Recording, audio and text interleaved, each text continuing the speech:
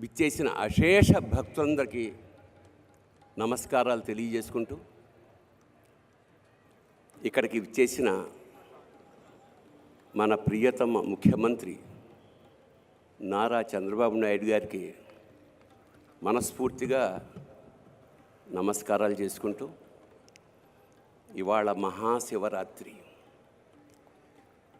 శివరాత్రి ప్రతి నెలా వస్తుంది. దాని పేరు మాస శివరాత్రి. ఏడాదికి ఒక్కసారి వచ్చేదే మహాశివరాత్రి. ఈ మహాశివరాత్రి సందర్భంగా ఆ పరమేశ్వరుడు మహానందపడుతున్నాడు. కారణం ఏమిటంటే, శివుడు ఇవాళ చంద్రబాబు గారిని ధరించి చంద్రశేఖరుడయ్యాడు. శిఖ మీద ధరించాడు కాబట్టి చంద్రశేఖరుడు. అలాంటి ఇవాళ తెలుగు జాతంతా గర్వపడేలాగా భవిష్యత్ నిర్దేశనం చేస్తున్న ఆ మంత్రి మండలందరికీ చాలా ఆనందంగాను గర్వంగాను నమస్కారం చేసుకుంటూ, సామాన్య స్థాయి నుంచి ఇవాళ అంచెలంచెలుగా ఎదుగుతూ ఒక మహావటవృక్షంలా తయారైన వంశీకృష్ణ గారికి నిజంగా అభినందనలు తెలియజేస్తూ, ఇవాళ ఇంత మహాసభని ఏర్పాటు చేయగలిగారు. అలాగే మహా టీవీ ఇవాళ మహాభక్తి టీవీగా కూడా ఇవాళ నుంచి ఆరంభమైంది.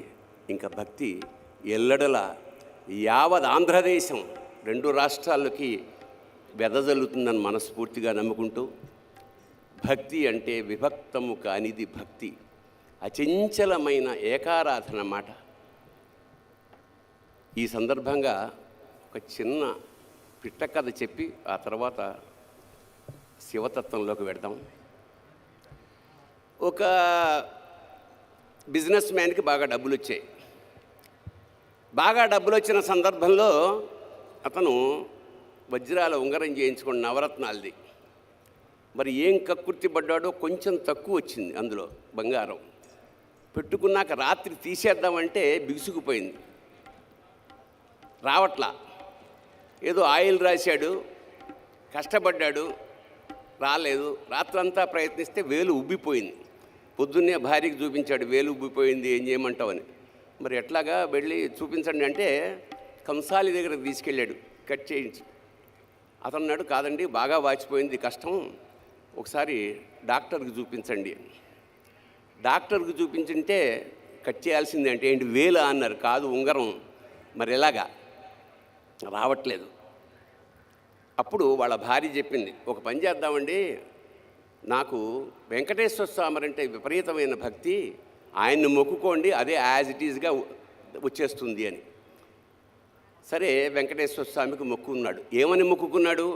స్వామి, ఈ ఉంగరం లూజ్ అయ్యి చచ్చిపోతున్నాను, దీంతో ఇది గనక పడిపోతే వచ్చేస్తే గనక నీకు ఉంగరం యాజ్ ఇట్ ఈజ్గా హుండీలో వేసేస్తాను అన్నాడు. వెంకటేశ్వర స్వామి ఇలాంటి విషయాల్లో చాలా హాయిగా చిరునవ్వు నవ్వుతూ అలాగే అన్నాడు. కట్ చేస్తే నెక్స్ట్ డే కల్లా వాపు తగ్గిపోయి ఉంగరం వచ్చేసింది. చెప్పాను నేను వెంకటేశ్వర స్వామిని నమ్ముకుంటే ఎలా ఉంటుందో అని. వెంటనే తిరుపతి ప్రయాణం అయ్యారు వీళ్ళు. తీరా అక్కడికి వెళ్ళేసరికి పేపర్లో గుండె పగిలే వార్త ఏమిటంటే, బంగారం ధర అమాంతంగా 100 రెట్లు పెరిగిపోయింది. అంటే ఇప్పుడు 50,000 ఉన్నది 5 లక్షలు అయింది అనుకోండి. ఇంత డబ్బు ఉంగరం వేస్తానన్నాను, ఇదేమిటిది అని చెప్పి అతను వెంకటేశ్వర స్వామితో మళ్ళీ ఒక కాంట్రాక్ట్ ఒప్పుకున్నాడు. స్వామి, నేను ఉంగరం వేస్తానన్నది లాస్ట్ మంతు, అప్పుడు బంగారం ధర ఇంతే ఉంది, ఇప్పుడు దానికి నీకు సంబంధం లేదు, అంచేత అప్పుడు దాని ఖరీదు 50,000 రూపాయలు కాబట్టి ఆ 50,000 వేసేస్తాను అని 50,000 పొట్లం కట్టి ఓం గోవిందా గోవిందా అని హుండీలో ఆ డబ్బులు వేసేసాడు.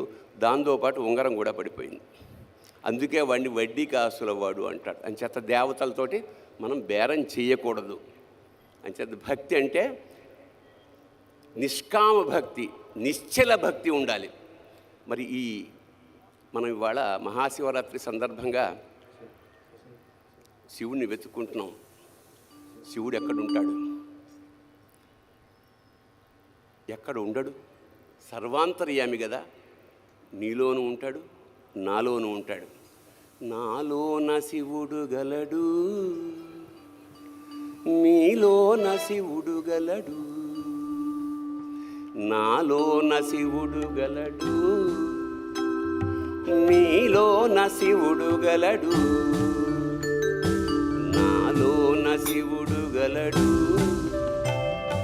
నీలోన శివుడు గలడు. నాలోన గల శివుడు, నీలోన గల శివుడు లోకములేలగలడు. నాలోన గల శివుడు, నీలోన గల శివుడు లోకములేలగలడు. కోరితే శోకము బాపగలడు.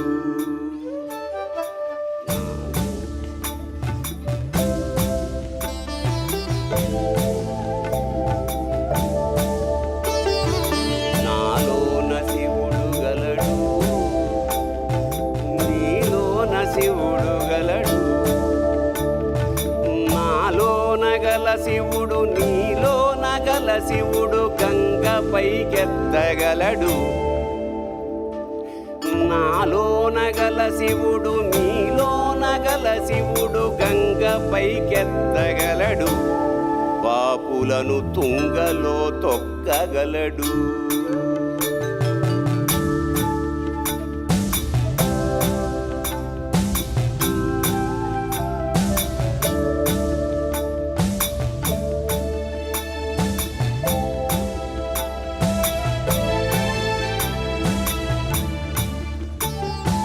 నాలోన గల శివుడు, నీలోన గల శివుడు ఒక కన్ను తెరవగలడు.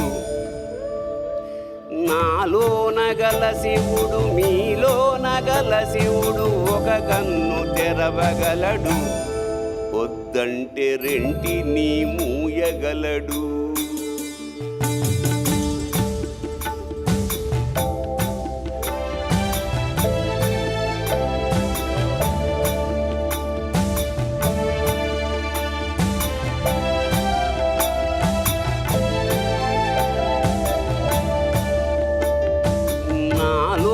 గల శివుడు, నీలోన గల శివుడు సగము పంచియగలడు. నాలోన గల శివుడు, నీలోన గల శివుడు సగము పంచియగలడు. తిక్కతో అసలు తుంచేయగలడు. శివుడు గలడు, నీలోన శివుడు గలడు. నాలోన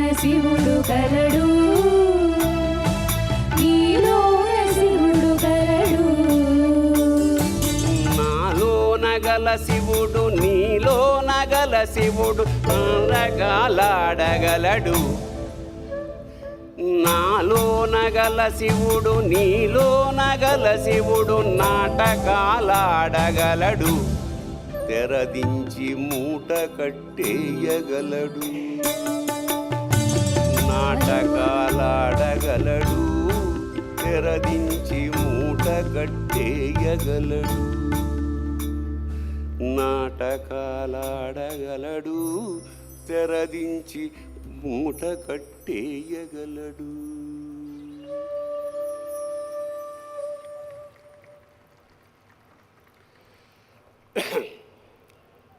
శివుడికి విష్ణువుకి భేదం లేదు. మనం అజ్ఞానం కొద్దీ శివుడు వేరు విష్ణువు వేరు అనుకుంటుంటాం.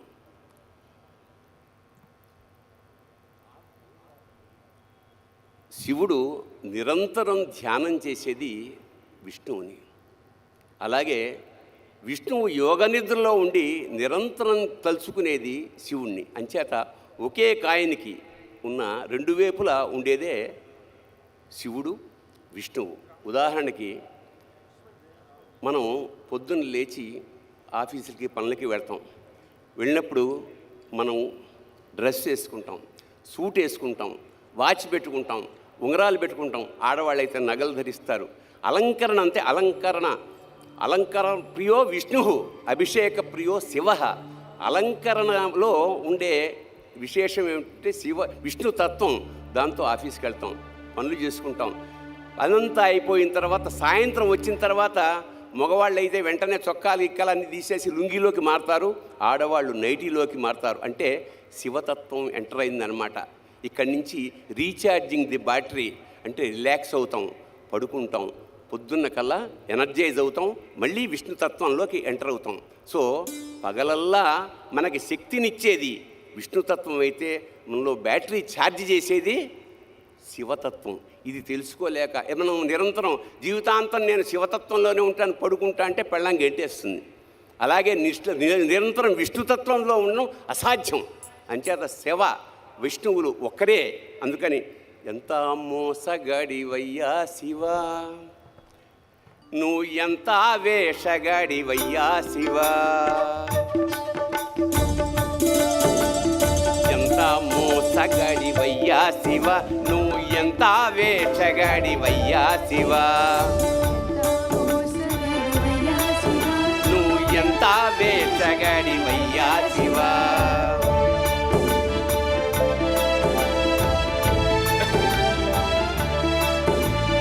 బయటికేమో లింగ రూపమయ్యా శివా, బయటికేమో లింగ రూపమయ్యా శివ, నువ్వు లోపల శ్రీరంగ రూపమయ్యా శివ. ఎంత మోసగాడివయ్యా శివ, నువ్వు ఎంత వేషగాడివయ్యా శివ,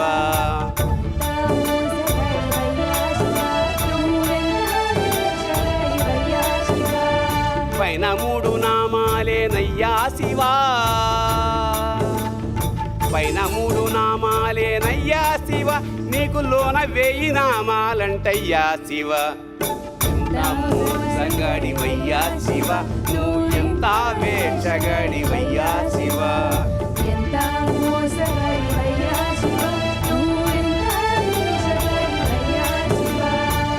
పైనే అభిషేకాలయ్యా శివా, పైనే అభిషేకాలయ్యా శివ, నీకు అలంకారమంట లోపలయ్యా శివ. ఎంత మోసగాడివయ్యా శివ, నువ్వు ఎంత వేషగాడివయ్యా శివ,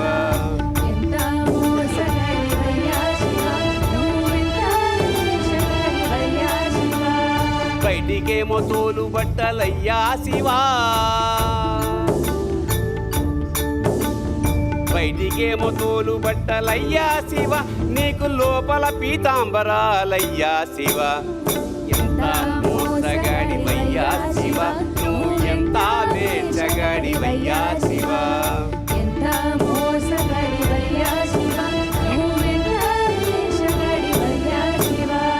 వల్లకాడే వైకుంఠమయ్యా శివా, వల్లకాడే వైకుంఠమయ్యా శివ, నీకు కాలకూటమే అమృతమయ్యా శివ. ఎంత మోసగాడివయ్యా శివ, నువ్వు ఎంత వేషగాడివయ్యా శివ,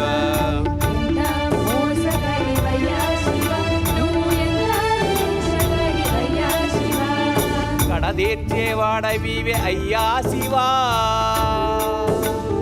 కడదేర్చేవాడవివే అయ్యా శివ, మమ్ము కాపాడేవాడవివే అయ్యా శివ.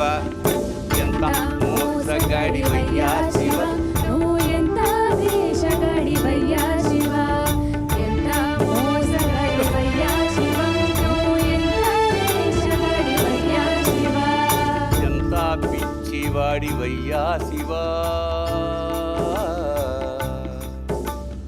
ఎంత పిచ్చివాడివయ్యా శివ, నువ్వు ఎంత మంచి ఎంతెంత మంచి ఎంతెంత మంచివాడి వయ్యా శివా.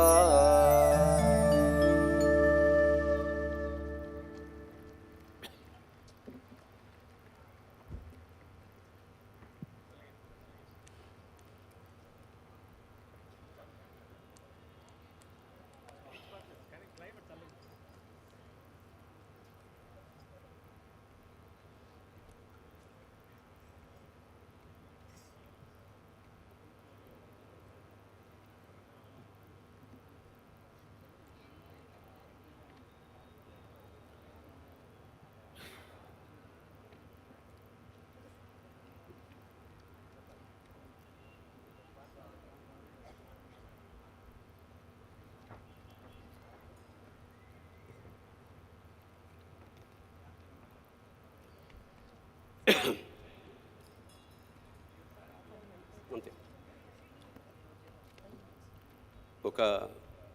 ఒకసారి నేను ఆటగదరా శివ గానం చేయడానికి మా టీంతో శ్రీశైలం వెళ్ళాను. అక్కడ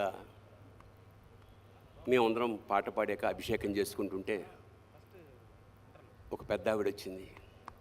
తెల్లటి విభూది, తెల్లటి జుట్టు, వయసు ఒక 70 ఏళ్ళు ఉంటుంది. ఆవిడ అభిషేకం చేస్తూ ఈ జన్మకి ఇంతేరా మల్లన్న అంది. అంటూ ఆవిడ కన్నీటి బొట్టుని శివలింగం మీద జారవిడిచింది. అంటే ఒక విధమైన ఉద్వేగంతో స్టన్ అయిపోయాను నేను. ఎన్ని క్షీరాభిషేకాలు చేస్తే ఇంత పుణ్యం దక్కుతుంది? కన్నీళ్లతో స్వామిని అభిషేకించి ఈ జన్మకి ఇంతేరా మల్లన్న అంది. మల్లికార్జున స్వామిని మల్లన్న అని చాలా ప్రేమగా పిలుచుకుంటారు. ఈ జన్మకి ఇంతేరా అంటే శ్రీశైల శిఖరం దృష్ట్యా పునర్జన్మ నవిద్యతే. ఒకసారి శ్రీశైల శిఖరం కనుక వస్తే ఇక జన్మరాహిత్యం అనేది మన వాళ్ళు చెప్తూ ఉంటారు. అలాంటిది ఈవిడ ఈ జన్మకి ఇంతే అంటుంది. చాలంటోంది ఏమిటి అంటే ఇదే లాస్ట్ టైమా లేదా ఇదే ఫస్ట్ టైమా నాకు అర్థం కాలేదు. అప్పుడు నాలో ప్రయత్నంగా ఈ జన్మకి ఇంతేరా మల్లన్న అన్న వాక్యం రాత్రంతా తిరుగుతోంది. అప్పుడు పుట్టిన పాట ఈ జన్మకి ఇంతేరా మల్లనా, ఈ జన్మకి ఇంతేరా మల్లనా, ఇంకో జన్మ నాకీ మల్లనా, ఈ జన్మకి ఇంతేరా మల్లనా, ఇంకో జన్మ నాకీ మల్లనా.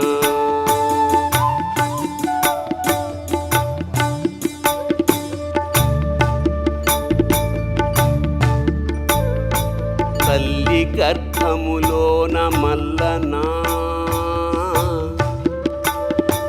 తల్లి గర్భములోన మల్లనా, నా గుండె సప్పుడు నీవే మల్లనా, ఊపిరి తీసిన మల్లనా, నా ఊపిరి పోసిన మల్లనా, ఈ జన్మకింతేర మల్లనా,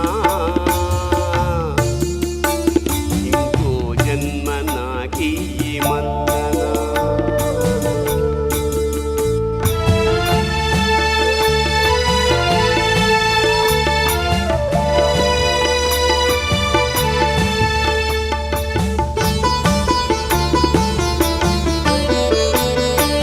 వచ్చేటి జన్మాన మల్లనా,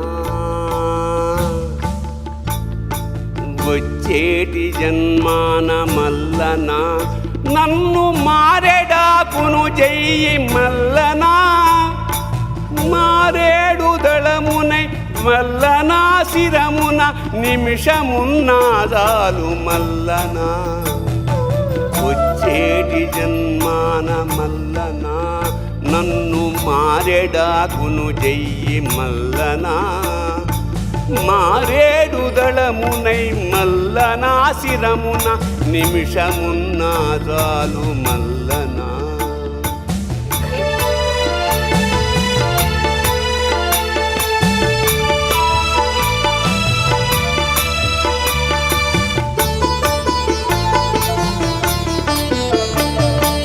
కొండంత ఎదిగాను మల్లనా, కొండంత ఎదిగాను మల్లనా, నువ్వు కనిపించనే లేదు మల్లనా, కన్నీళ్లతో నేను మల్లనా, నిలువున కాలిపోయానయ్య మల్లనా, ఈ జన్మకింతేర మల్లనా, ఇంకో జన్మ నాకీ మల్లనా.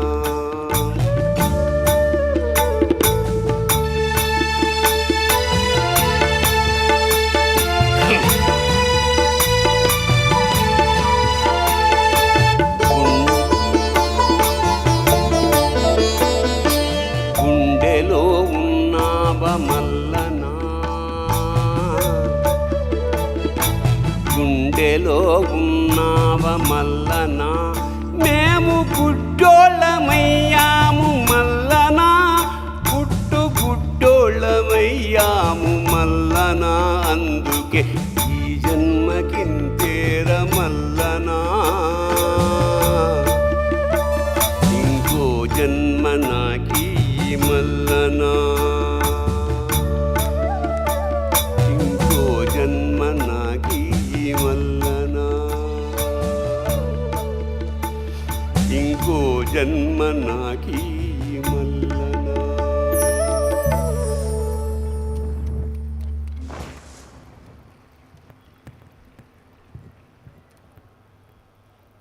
ఎలా ఉందండి? అద్భుతం కదా.